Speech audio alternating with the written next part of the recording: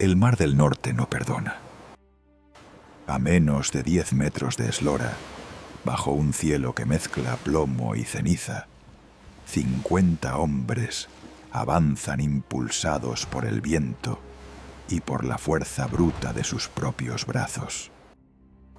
El frío no es una incomodidad. Hay una imagen que el cine ha repetido hasta volverla reflejo automático. El guerrero nórdico con el rostro cubierto de barro seco, el pelo enmarañado en rastas accidentales, las manos negras de mugre acumulada durante semanas, la ropa convertida en una armadura de suciedad y grasa animal. Es una imagen poderosa, es cinematográficamente efectiva y es, según la evidencia arqueológica disponible, una de las falsificaciones históricas más persistentes y más completamente desmentidas de la cultura popular contemporánea. Los vikingos no eran sucios, eran, para escándalo de sus contemporáneos europeos, obsesivamente pulcros. La fuente más citada para documentar esta realidad no es escandinava sino inglesa, lo cual la hace doblemente significativa. Juan de Wallingford, un cronista inglés que escribió en el siglo XIII, registró con evidente irritación que los hombres daneses que habitaban Inglaterra se bañaban cada sábado, se peinaban el cabello con regularidad y cambiaban de ropa con una frecuencia que los ingleses de la época consideraban llamativa y, según Juan, profundamente injusta. La razón de esa injusticia, documentada sin ningún pudor por el propio cronista, era que esa higiene superior les daba ventaja para seducir a las mujeres inglesas. Es un testimonio que los historiadores citan con frecuencia, precisamente porque proviene de alguien que claramente preferiría no estar diciéndolo. Pero los textos históricos, por vívidos que sean, siempre admiten la posibilidad de exageración o de agenda. La arqueología no tiene esa debilidad. Los objetos no mienten ni exageran, ni tienen motivaciones políticas. Y los objetos que los arqueólogos han extraído de asentamientos vikingos en Escandinavia, Islandia, Irlanda y Gran Bretaña cuentan una historia extraordinariamente consistente. En las excavaciones de Copenhague, Trondheim y Reykjavik, así como en los estratos vikingos del Coppergate de York, los investigadores han encontrado peines en cantidades que no tienen equivalente en ninguna otra cultura del mismo período en Europa occidental. Peines de hueso de ballena, peines de cuerno de ciervo, peines de madera de boj importada desde regiones mediterráneas, peines decorados con motivos geométricos que demuestran que no eran utensilios de emergencia, sino objetos de uso cotidiano y de cierto valor personal. Junto a los peines aparecen otros instrumentos que completan el retrato de una cultura con rutinas de higiene personal elaboradas. Pinzas de bronce y hierro para la depilación, cucharillas para la limpieza de los oídos, un instrumento que la medicina moderna ha abandonado, pero que en el mundo vikingo era un objeto personal estándar. Raspadores cutáneos de hueso y metal, equivalentes funcionales de los estrigiles romanos, utilizados para limpiar la piel después de la transpiración física.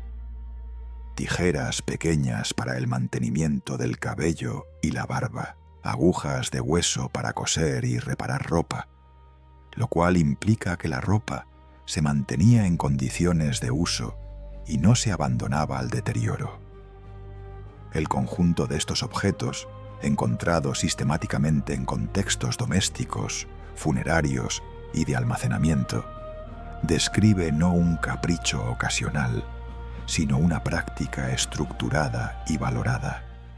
Llevaban semanas en el agua, sin tierra a la vista, sin refugio posible. Y sin embargo remaban.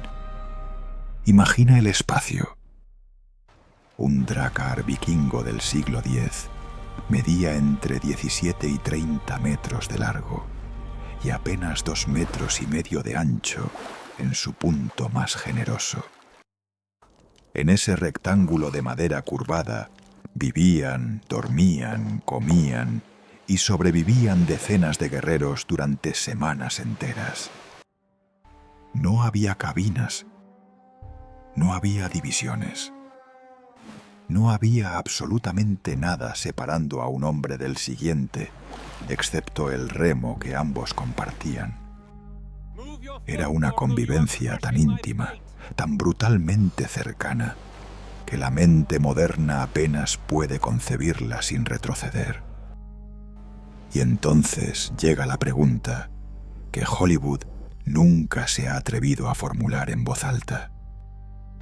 La misma que los historiadores tardaron décadas en abordar con seriedad.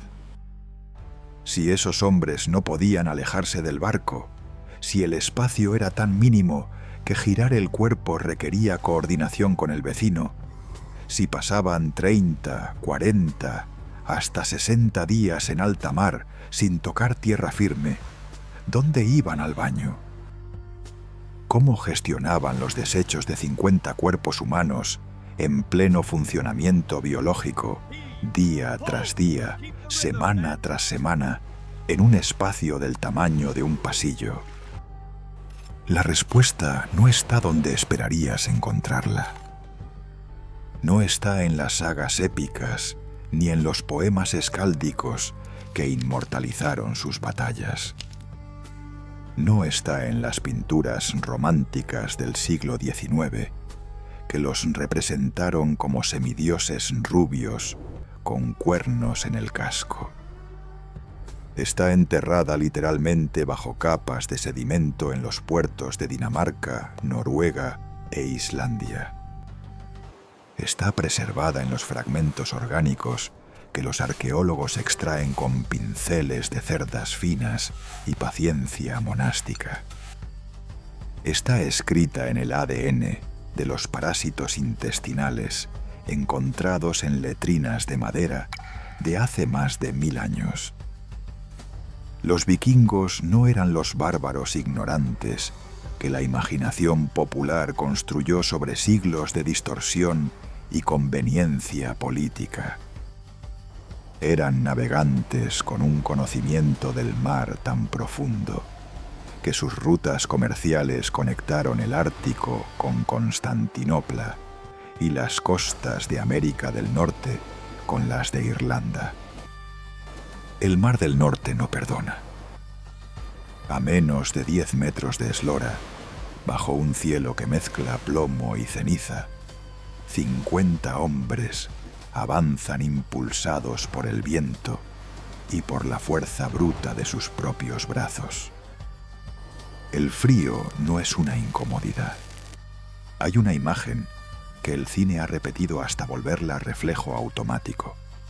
El guerrero nórdico con el rostro cubierto de barro seco, el pelo enmarañado en rastas accidentales, las manos negras de mugre acumulada durante semanas, la ropa convertida en una armadura de suciedad y grasa animal.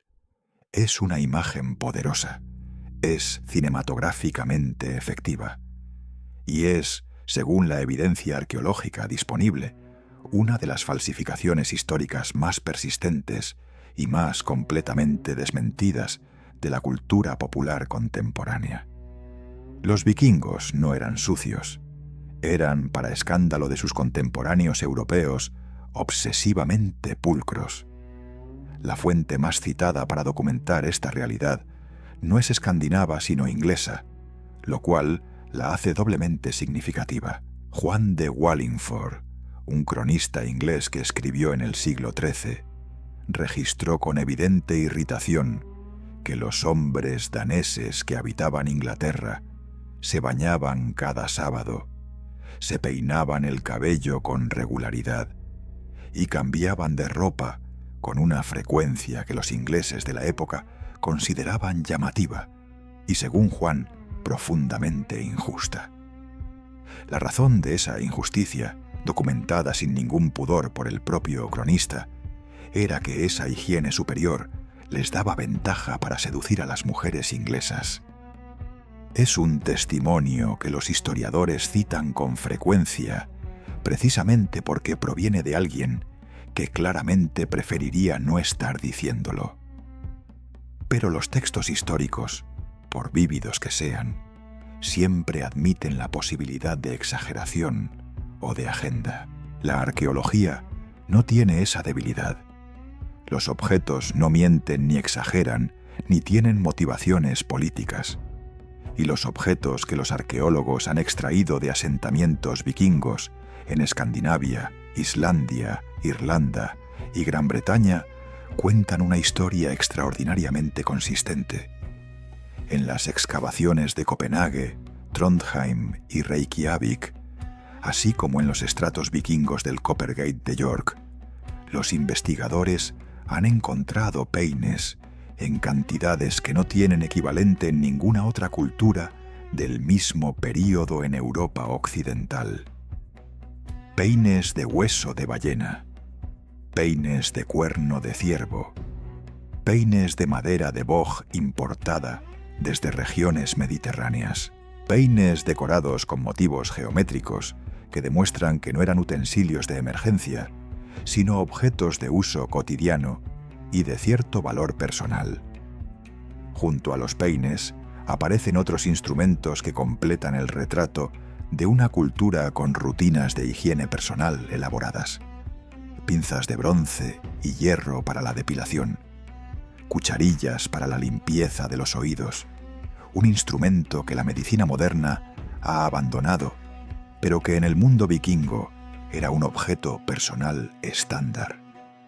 Raspadores cutáneos de hueso y metal, equivalentes funcionales de los estrigiles romanos, utilizados para limpiar la piel después de la transpiración física. Tijeras pequeñas para el mantenimiento del cabello y la barba, agujas de hueso para coser y reparar ropa, lo cual implica que la ropa se mantenía en condiciones de uso y no se abandonaba al deterioro. El conjunto de estos objetos, encontrados sistemáticamente en contextos domésticos, funerarios y de almacenamiento, describe no un capricho ocasional, sino una práctica estructurada y valorada. Las excavaciones en Hedeby, el puerto comercial vikingo más importante del Báltico occidental, activo entre los siglos VIII y XI, han producido evidencia de estructuras que los arqueólogos identifican como instalaciones de baño colectivo. No los baños monumentales del estilo romano, sino estructuras funcionales de madera con sistemas para calentar agua y generar vapor, conceptualmente similares a los que hoy conocemos como saunas escandinavas, y que en el mundo nórdico medieval se llamaban badstue. Estas instalaciones no eran rarezas arquitectónicas. Aparecen en asentamientos de tamaño muy variado, lo cual sugiere que no eran privilegio de élites, sino infraestructura comunitaria de uso general. La práctica del baño de vapor seguido de inmersión en agua fría está documentada en las sagas islandesas y en textos legales medievales escandinavos que regulaban el uso compartido de estas instalaciones. Ahora bien, toda esta evidencia describe las prácticas de los vikingos en tierra, y aquí surge la pregunta que el mito del bárbaro sucio hacía parecer innecesaria. Si los vikingos en sus asentamientos mantenían estándares de higiene que sorprendían a sus vecinos europeos, ¿qué ocurría cuando se embarcaban? ¿Abandonaban esas prácticas en el momento en que el casco del drakkar dejaba el puerto atrás? La lógica del estereotipo diría que sí, que la higiene era un lujo de tierra firme, imposible de mantener en alta mar. La evidencia dice algo completamente diferente, y lo dice con la precisión que solo los objetos físicos pueden ofrecer. En los drakkars mejor preservados que la arqueología ha podido estudiar, incluyendo los 5 barcos del yacimiento de Roskilde, en Dinamarca, excavados en las décadas de 1960 y 1970, los investigadores han encontrado no solo los restos estructurales de las embarcaciones, sino fragmentos de los objetos que viajaban en ellas. Entre esos fragmentos aparecen, de forma consistente, peines, pequeños, portátiles, diseñados para ser transportados en bolsas de cuero o colgados del cinturón. Su presencia a bordo no es anecdótica, es sistemática. Un guerrero vikingo que zarpaba hacia una campaña en las costas de Francia o hacia las rutas comerciales del mar Báltico llevaba consigo su peine con la misma naturalidad con que llevaba su cuchillo. La higiene personal no era algo que se dejaba en el puerto.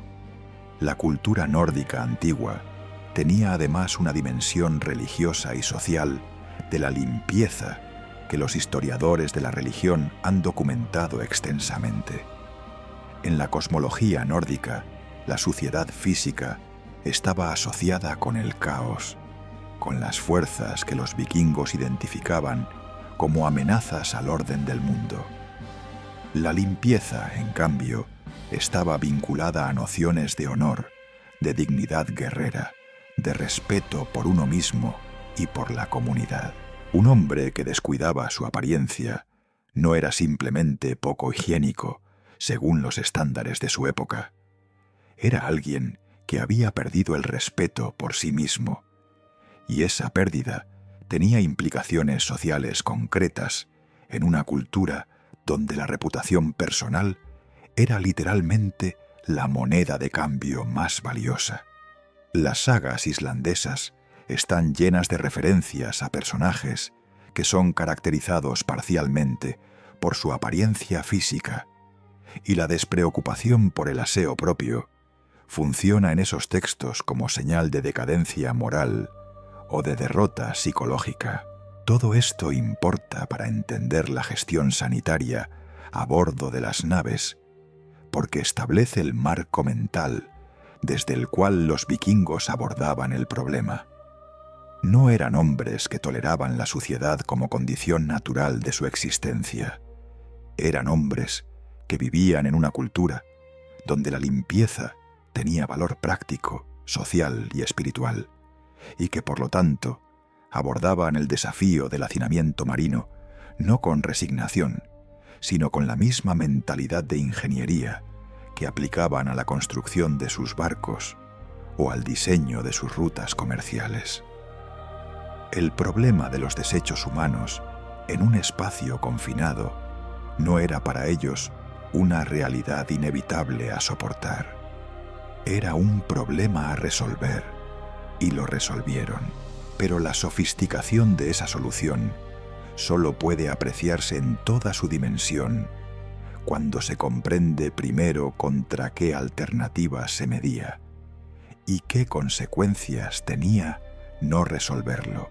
Existe una regla no escrita en la divulgación histórica popular que podría formularse así: cuanto más incómodo sea un aspecto de la vida cotidiana del pasado, menos probabilidades tiene de aparecer en un documental de televisión. Las batallas se muestran, los rituales religiosos se reconstruyen, la arquitectura se analiza con devoción casi reverencial.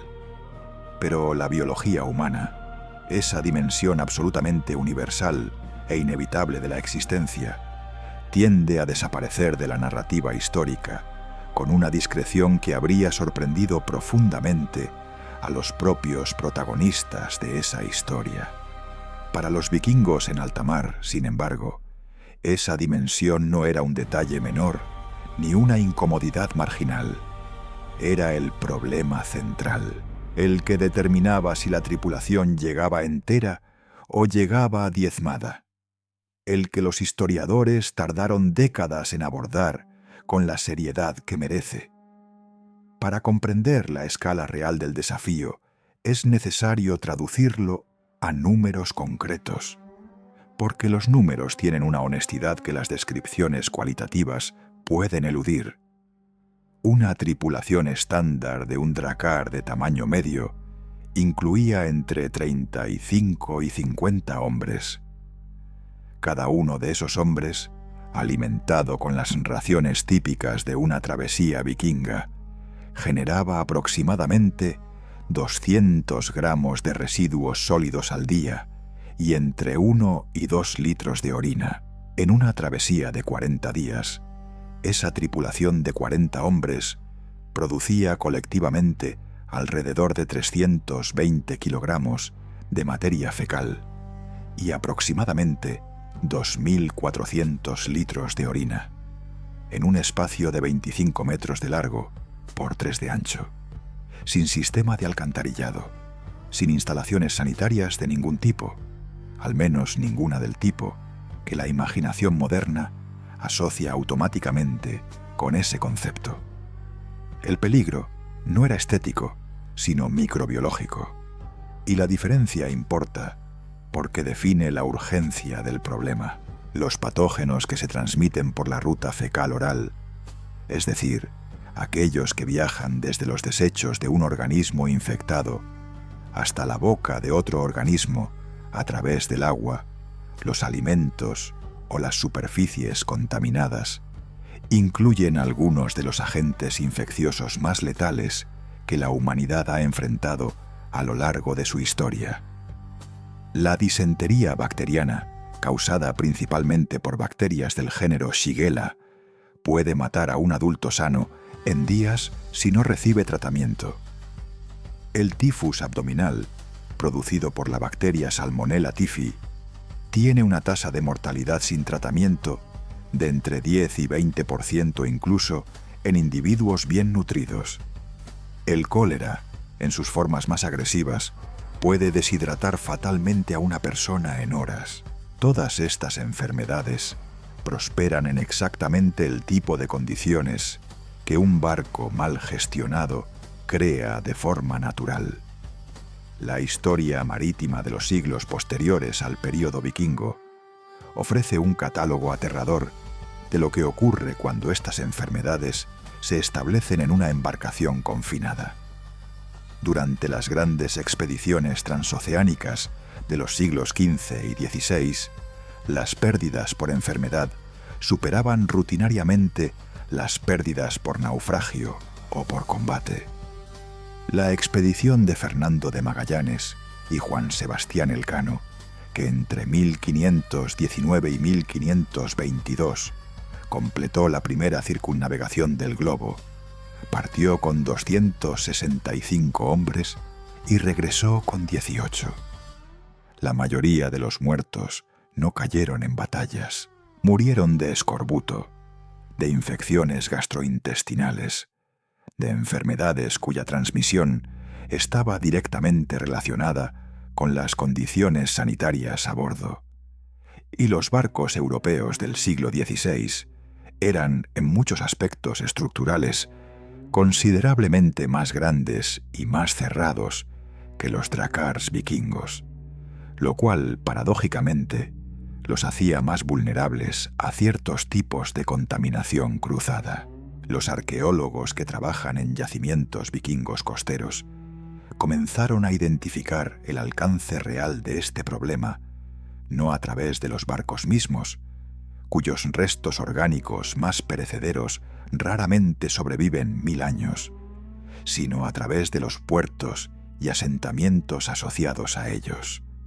Las excavaciones en Hedeby, realizadas en distintas fases entre 1932 y 1999, revelaron estructuras de madera identificadas como letrinas comunitarias situadas en los muelles, adyacentes a los espacios de amarre. Su posición no era casual, estaban ubicadas precisamente en los puntos de transición entre la nave y la tierra, lo que sugiere que formaban parte de un protocolo de embarque y desembarque que incluía la gestión de necesidades biológicas antes de zarpar y al llegar a puerto. Las letrinas de GDB tenían además una característica que los investigadores encontraron significativa. Estaban construidas sobre el agua, de modo que los desechos caían directamente al canal del puerto y eran arrastrados por la corriente. Era una solución funcional que los vikingos trasladaban conceptualmente al entorno marino. Las excavaciones del barrio vikingo de Coppergate en York, llevadas a cabo entre 1976 y 1981 por el York Archaeological Trust, produjeron uno de los hallazgos más informativos y, en el contexto de esta historia, más relevantes de toda la arqueología vikinga. En los sedimentos de lo que había sido una letrina del siglo X, los investigadores encontraron, perfectamente preservados por las condiciones anaeróbicas del suelo húmedo, huevos de parásitos intestinales, huevos de Trichuris trichiura, el gusano látigo, huevos de Ascaris lumbricoides, la lombriz intestinal común.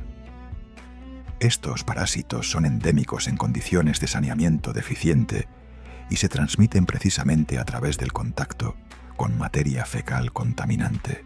Su presencia en las letrinas de York confirma que los vikingos que habitaban esa ciudad tenían cargas parasitarias activas, lo cual, a su vez, confirma que la gestión de desechos era un desafío real y no hipotético en sus comunidades. Pero aquí aparece la primera de las grandes paradojas de esta historia.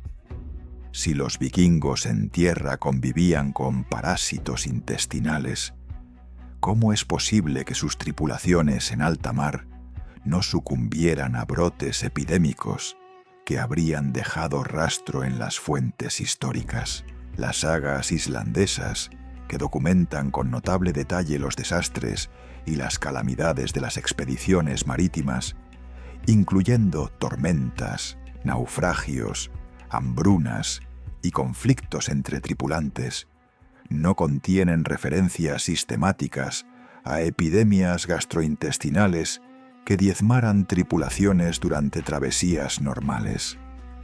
Hay menciones de individuos que enfermaron y murieron en el mar, pero no el patrón de colapso colectivo que habría sido inevitable si las condiciones sanitarias a bordo hubieran sido tan caóticas como el estereotipo sugiere. Esa ausencia en el registro narrativo no es concluyente por sí sola, pero es consistente con la evidencia material que apunta hacia sistemas de gestión activos y efectivos. Los sedimentos extraídos de los puertos de Dublín, la ciudad fundada por vikingos noruegos en el siglo IX y convertida en uno de los centros comerciales más activos del Atlántico norte medieval, han permitido a los paleoparasitólogos reconstruir parcialmente el perfil de salud de las poblaciones que los habitaban.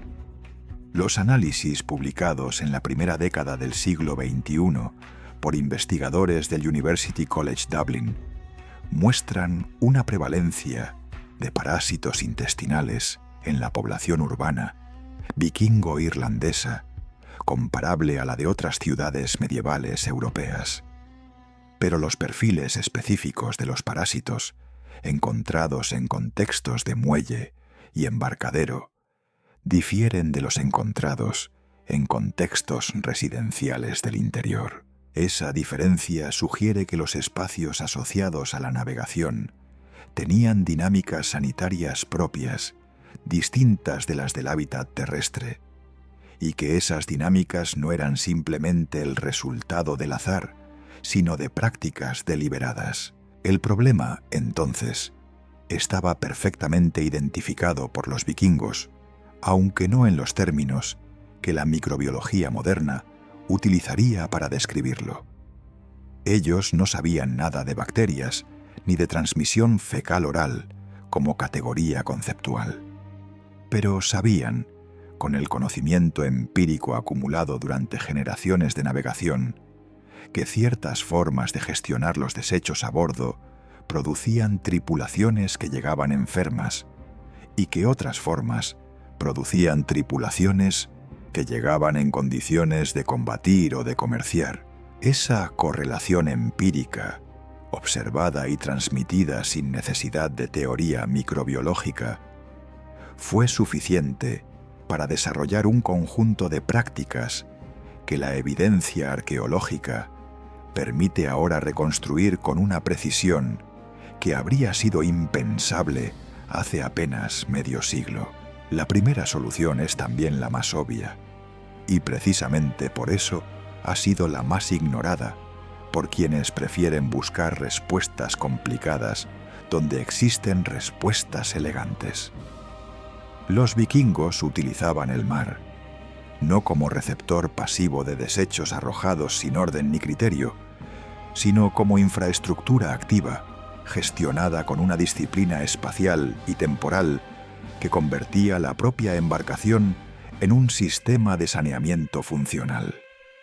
La clave no estaba en lo que hacían, sino en cómo, dónde y cuándo lo hacían. Y esos tres parámetros, coordinados colectivamente bajo condiciones de navegación real, representan un nivel de organización social que los historiadores de la medicina comunitaria han comenzado a reconocer como sofisticado solo en las últimas décadas.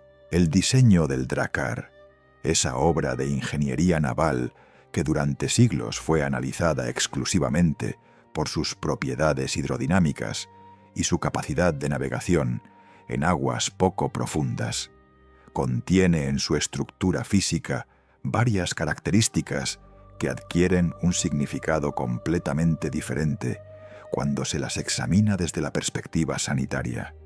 La proa del barco, elevada y expuesta al viento predominante durante la navegación, era el espacio que los marineros utilizaban para las necesidades fisiológicas.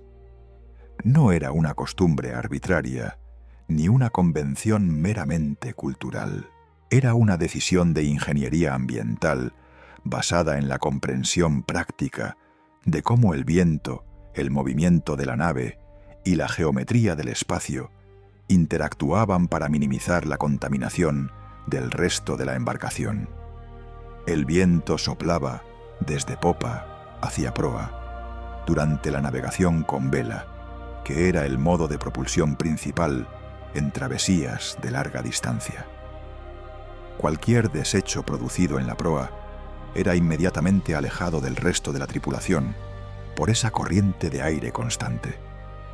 La posición en la proa tenía además una ventaja hidrodinámica que los marineros conocían perfectamente, aunque nunca la hubieran formulado en términos técnicos. Cuando la nave avanzaba, la proa cortaba el agua, creando un flujo que se desplazaba hacia los lados y hacia popa. Un hombre colgado del espolón de proa o apoyado en la estructura delantera descargaba sus desechos directamente al agua en movimiento, que los arrastraba instantáneamente lejos del casco antes de que pudieran acumularse o ser reintroducidos en el espacio habitable.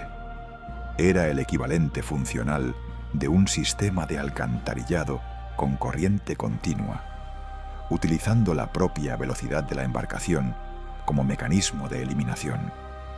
Los marineros europeos posteriores llegaron a soluciones conceptualmente similares, y de hecho la palabra inglesa para describir las letrinas de a bordo, head, deriva precisamente de su ubicación tradicional en la proa, la cabeza del barco. Pero mientras los galeones del siglo XVI tenían estructuras físicas construidas expresamente para esa función, los vikingos del siglo X lograban el mismo resultado con el diseño abierto de sus naves, sin necesidad de añadir infraestructura adicional. Pero la posición en la proa resolvía el problema de los desechos producidos durante la navegación activa. No resolvía el problema de las noches en que el barco estaba anclado o varado en tierra, ni el problema de las tormentas en que nadie podía moverse hacia la proa sin riesgo de caer al mar, ni el problema, más silencioso pero igualmente real, de la orina acumulada en el interior de la embarcación durante las horas de remo intenso, cuando abandonar el banco significaba interrumpir la cadencia colectiva. Para esos escenarios, los vikingos tenían una segunda herramienta, una herramienta que la arqueología ha encontrado en cantidades extraordinarias en prácticamente todos los contextos de habitación escandinava medieval, y cuya presencia a bordo está documentada tanto en hallazgos directos como en referencias textuales de las sagas. Esa herramienta era el musgo de turba.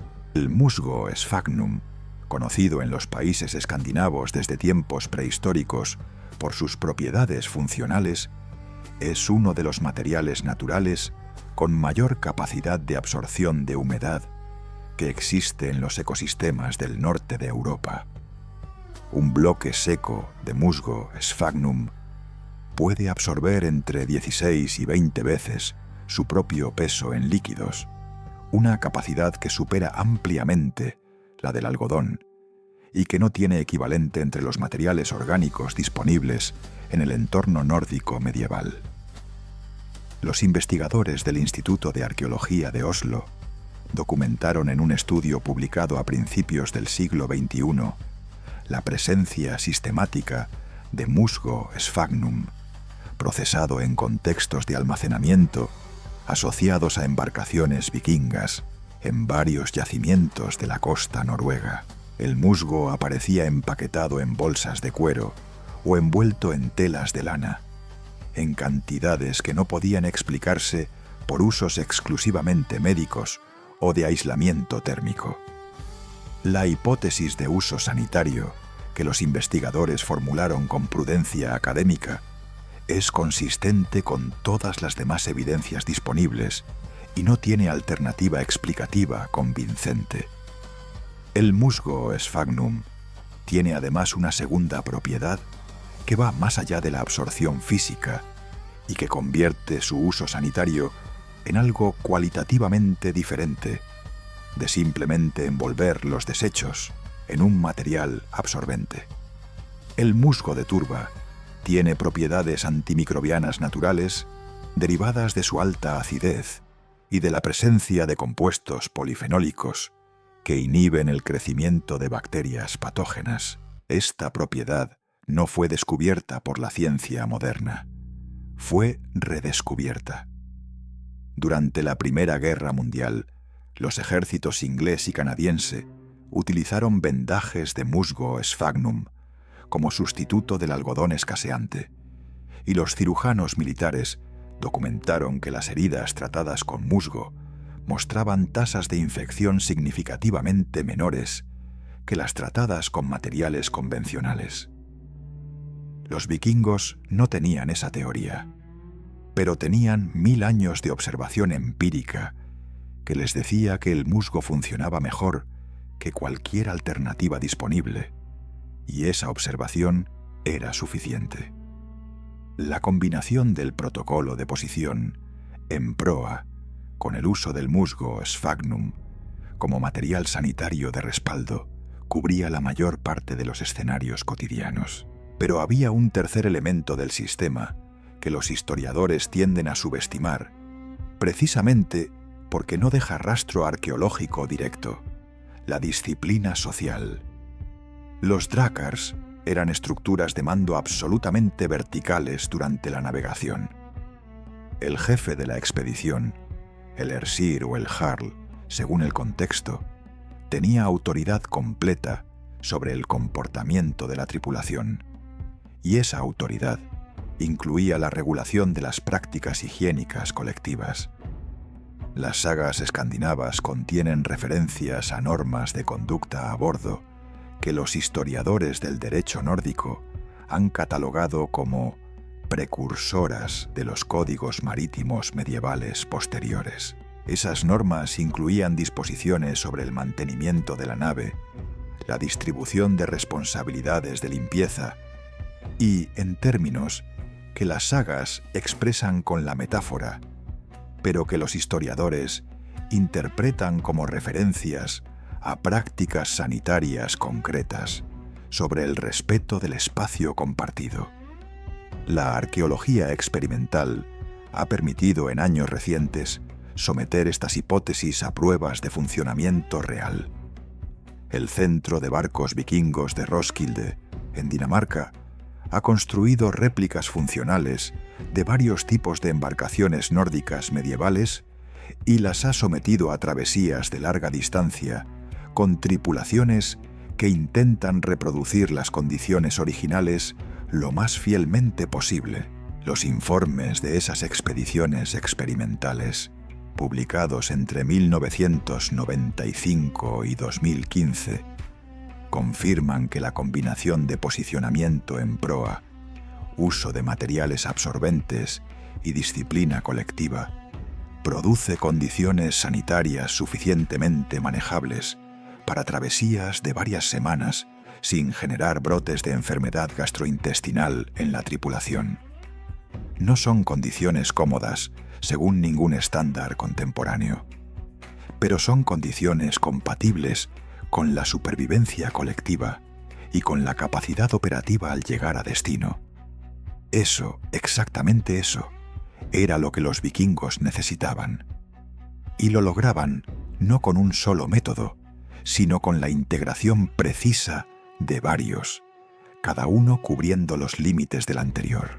Aunque quedaba todavía una dimensión del problema que ninguna de estas soluciones abordaba por sí sola.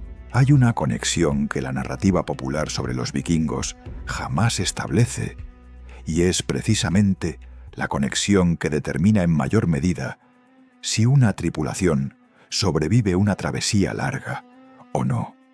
Esa conexión no está entre las armas y las batallas, ni entre los barcos y las tormentas.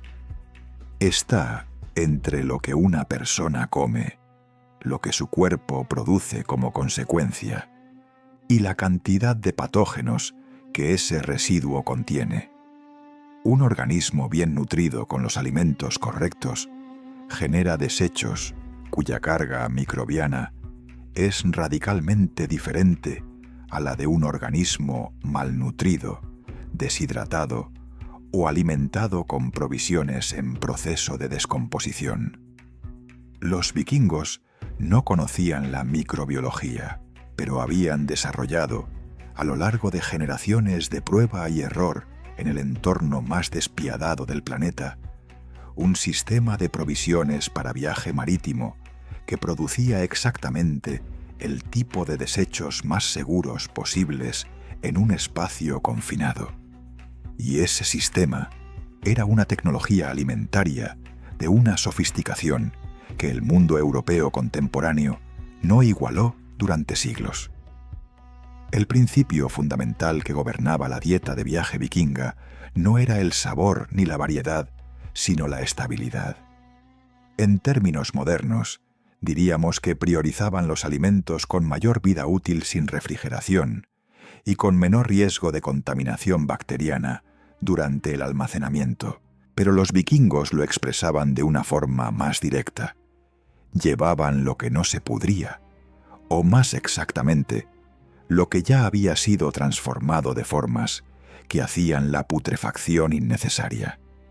Y esas transformaciones, lejos de ser compromisos de emergencia o señales de pobreza, eran el resultado de técnicas de conservación refinadas durante milenios en el contexto específico de los inviernos escandinavos, donde preservar los alimentos durante meses sin temperatura ambiente favorable no era una opción, sino una condición de supervivencia básica. El ahumado era la primera y más fundamental de esas técnicas. La carne ahumada, ya fuera de cerdo, cordero, cabra, ciervo o ballena, según la región y la estación, no era simplemente carne secada al calor. Era carne sometida a un proceso en el que el humo depositaba en su superficie compuestos fenólicos y aldehídos que inhibían el crecimiento bacteriano con una eficiencia comparable a la de varios conservantes artificiales modernos. Las excavaciones en sitios de almacenamiento vikingos en Noruega, Islandia y las Islas Feroe han revelado estructuras de ahumado cuya capacidad y sofisticación técnica demuestran que no se trataba de una práctica ocasional, sino de una industria estacional de escala considerable. El pescado ahumado, y en particular el arenque y el bacalao ahumados, aparece en las fuentes escritas como uno de los productos comerciales más valiosos de las rutas mercantiles vikingas, lo cual confirma que la técnica había alcanzado un nivel de estandarización suficiente para producir excedentes comercializables, no solo provisiones de subsistencia. Junto al ahumado operaba el secado al viento, una técnica perfectamente adaptada al clima costero escandinavo.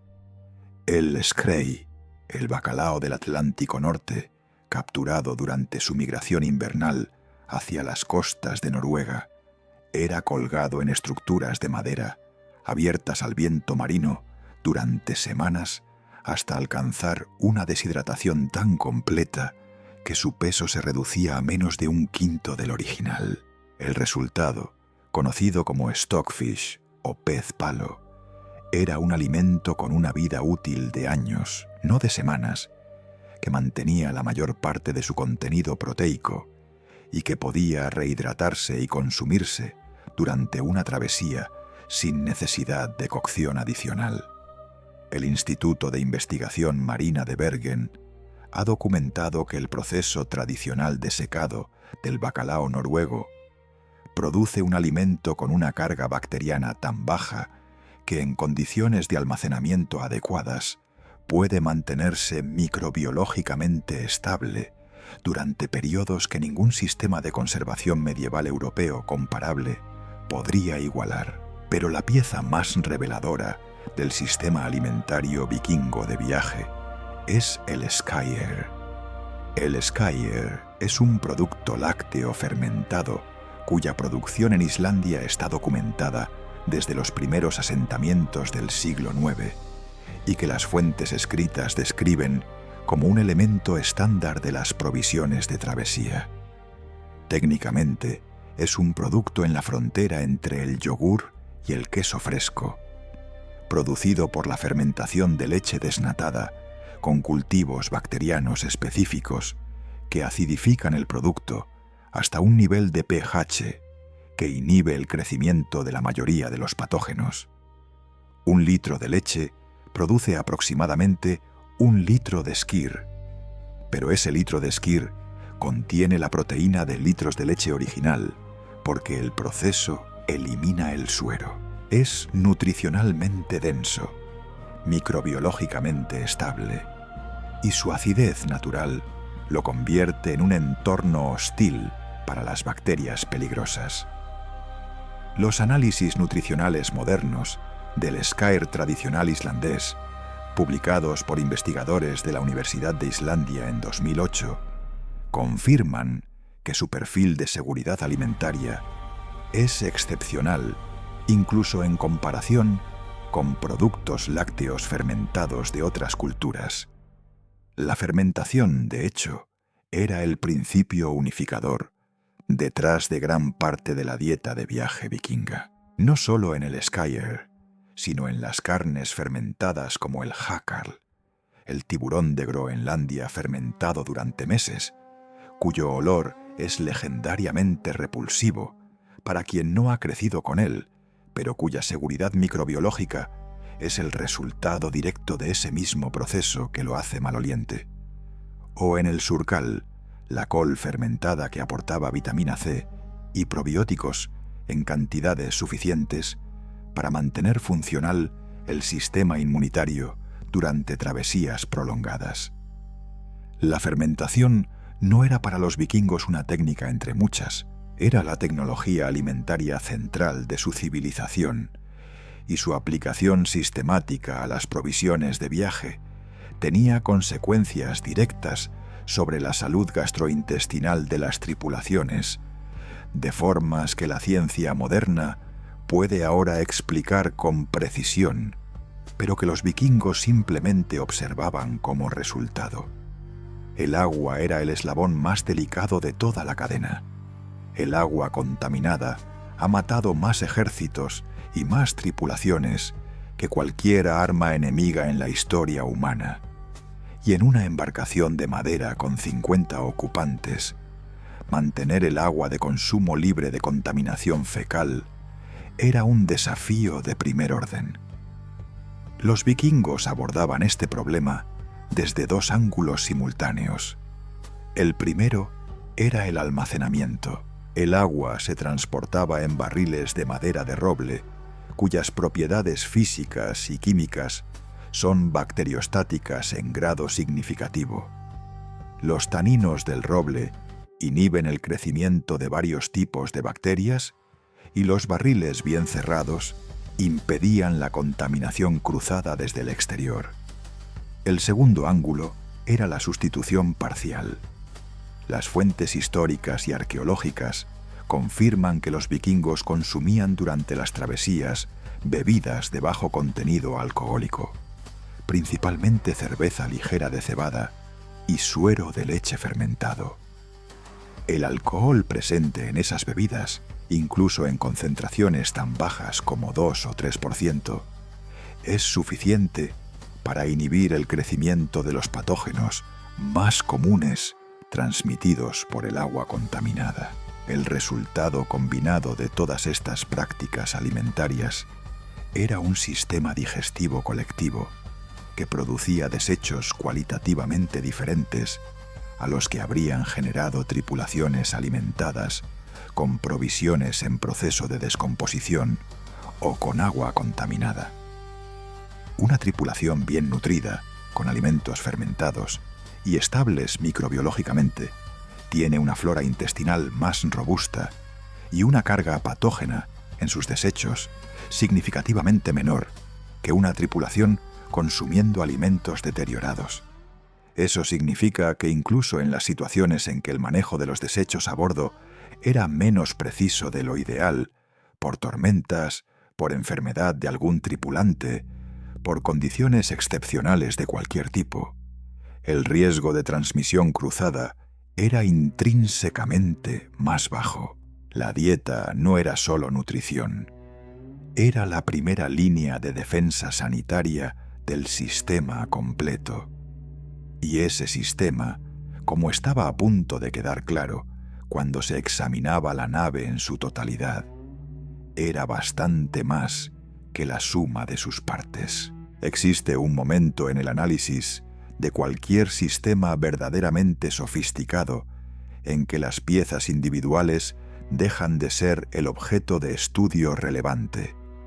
Ese momento llega cuando se comprende que la inteligencia del sistema no reside en ninguno de sus componentes por separado, sino en la arquitectura de sus conexiones, en la forma en que cada elemento potencia a los demás y compensa sus limitaciones individuales. El drakkar vikingo había alcanzado ese nivel de integración en su gestión de la salud colectiva. No era un barco con algunas prácticas higiénicas añadidas como capas sucesivas de soluciones parciales.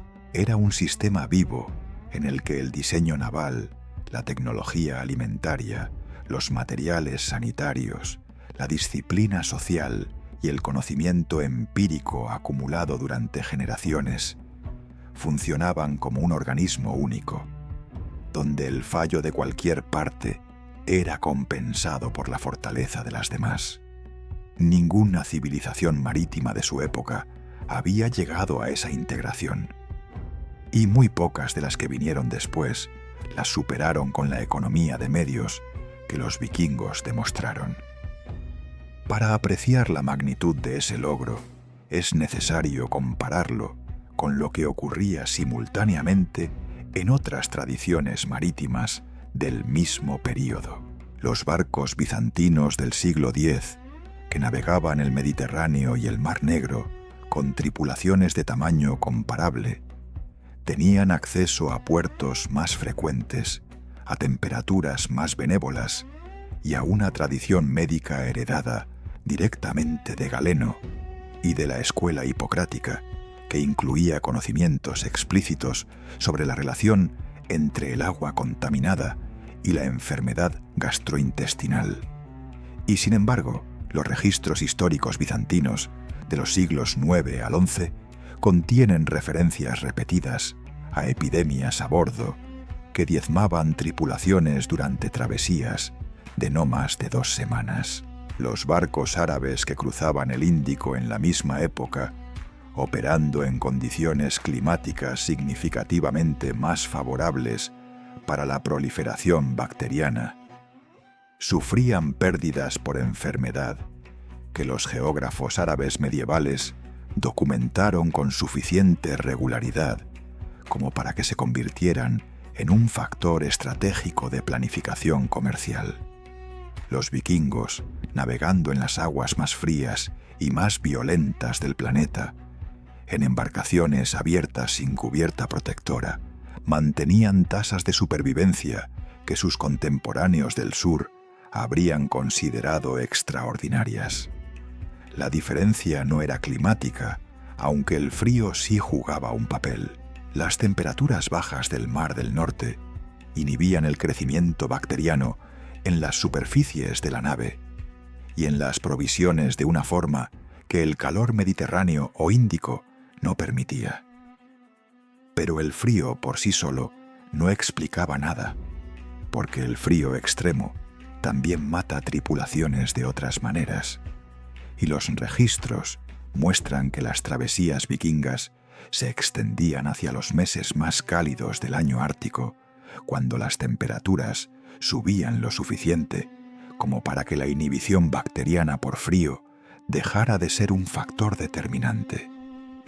La diferencia era sistémica, era el resultado de una cultura marítima que había incorporado la gestión de la salud colectiva en cada aspecto del diseño y la operación de sus embarcaciones, no como una preocupación médica separada, sino como una dimensión inseparable de la competencia náutica general. El diseño abierto del Drakkar, que los observadores modernos tienden a ver como una limitación primitiva comparado con las embarcaciones cerradas posteriores, era en realidad una de sus mayores ventajas sanitarias. Un barco cerrado acumula humedad, concentra olores, crea zonas de aire estancado donde los patógenos aéreos se multiplican y hace casi imposible la limpieza efectiva de sus superficies interiores. El Drakkar, abierto al viento y a la lluvia, se ventilaba de forma continua y se lavaba de forma natural con cada ola que lo salpicaba. La madera de roble con la que estaba construido, impregnada de alquitrán de pino como impermeabilizante y conservante, tenía propiedades antimicrobianas adicionales que los investigadores del Instituto Tecnológico de Trondheim han documentado en estudios sobre la microbiología de las maderas históricas nórdicas, publicados entre 2003 y 2012. El alquitrán de pino, además de proteger la madera de la humedad, inhibía el establecimiento de biopelículas bacterianas en las superficies tratadas con una eficiencia que los materiales de construcción naval modernos solo igualan con tratamientos químicos específicos. La tripulación misma era un componente del sistema sanitario, en un sentido que va más allá de la metáfora. Los hombres seleccionados para las expediciones de largo alcance eran individuos que habían sobrevivido a la infancia escandinava, un filtro epidemiológico brutalmente eficiente que eliminaba a quienes tenían vulnerabilidades inmunológicas significativas antes de que llegaran a la edad adulta.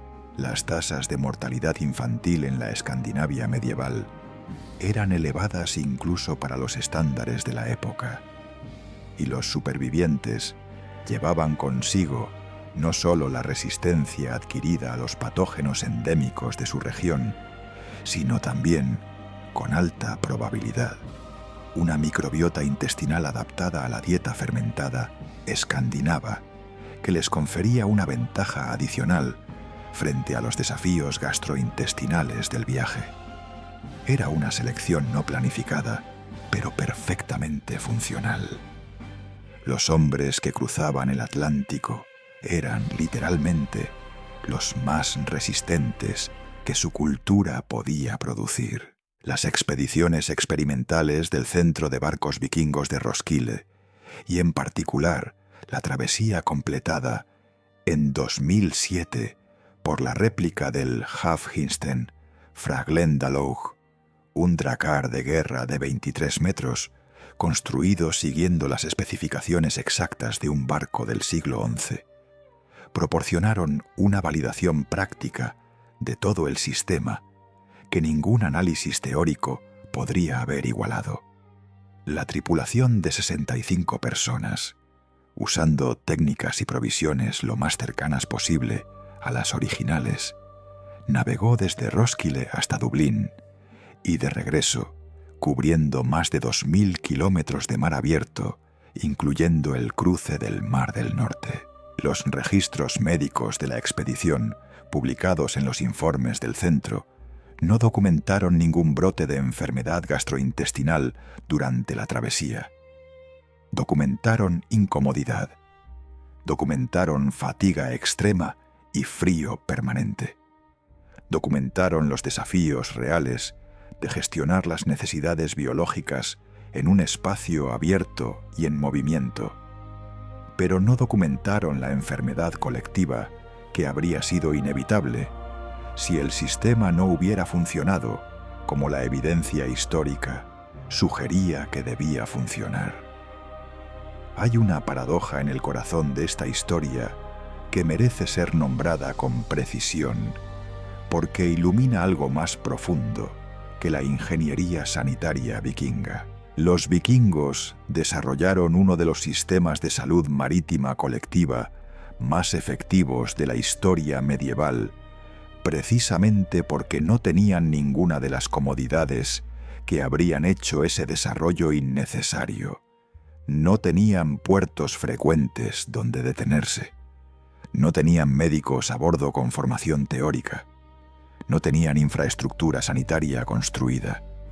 Tenían el océano, la madera, el musgo, el viento y la inteligencia colectiva de una cultura que había aprendido, a través de generaciones de consecuencias letales para quien se equivocaba, exactamente qué funcionaba y qué no. La restricción fue el motor de la solución. La ausencia de alternativas fue la madre de la integración. Cruzaron el Atlántico, alcanzaron América del Norte, establecieron rutas comerciales desde el Ártico hasta Constantinopla. Y lo hicieron porque habían resuelto el problema que nadie más se había tomado suficientemente en serio como para resolverlo. Cuando subes a un avión moderno y el auxiliar de vuelo señala las salidas de emergencia y explica los procedimientos de seguridad, estás presenciando el resultado de siglos de accidentes, análisis y refinamiento sistemático de protocolos que salvan vidas. No piensas en ello como una herencia de nadie en particular. Es simplemente lo que se hace. Los vikingos no tenían manuales de procedimiento ni instituciones de estandarización. Tenían la memoria colectiva de lo que había matado a tripulaciones anteriores y la determinación de no repetirlo. Esa memoria, transmitida de padre a hijo, de navegante veterano a aprendiz, de puerto en puerto a lo largo de las costas del Atlántico Norte, era su manual, era su institución, y era suficientemente precisa y suficientemente robusta como para sostener 3 siglos de expansión marítima sin precedentes en la historia humana. La próxima vez que alguien te diga que los vikingos eran bárbaros, recuerda esto: eran los mejores ingenieros sanitarios del mar que el mundo medieval produjo, y lo lograron sin saber que eran ingenieros, sin saber que estaban haciendo ingeniería, y sin saber que el mundo tardaría 1000 años en entender completamente lo que habían conseguido.